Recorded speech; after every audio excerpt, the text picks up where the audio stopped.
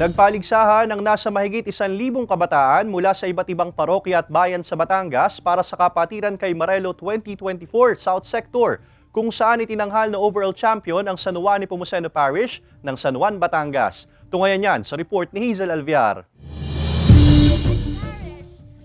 Mahigit 1,000 Morelos Alternites at Marilets o Max and Mars sa pawang mga kabataang Katoliko mula sa iba't ibang parokya, komunidad at bayan sa Batangas na nasa pangangalaga ng Oblates of St. Joseph o OSJ ang lumahok sa Kapatiran kay Marelo 2024 South Sector sa Holy Family Academy sa Padre Garcia, Batangas. Layo ng taon ng aktibidad na pagbuklurin at hubugin ang mga kabataang naglilingkod sa simbahan sa pamamagitan ng mapatimpalak at tagisan ng husay sa sports, sayaw, sining at musika. Nagdaos muna ng misa, hudyat ng opisyal na pagsisimula ng maghapong programa. We are called to celebrate our identity as Max and Mars.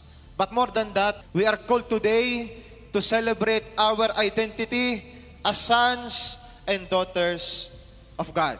Kaya sana itong aktibidades na ito, bukod sa tayo magsasaya, sana magdala sa atin upang tayo ay maging banal. Binigyan din ng pagkilala ang mga outstanding Morelos Alternites at Marilets. Highlights na aktibidad ang Festival King and Queen at Festival Dance Competition. Tampok ang makukulay na fiesta sa bansa, gaya ng ati-atihan, maskara, sinulog, niyug-niyugan at iba pa. Gina namang nagpamalas ng kanilang galing ang mga kabataan sa iba't ibang kompetisyon. Sa huli, itinanghal na overall champion ang San Juan Nepomuceno Parish ng San Juan, Batangas. Tema ng aktibidad ang Loquer Domini o Speak Lord.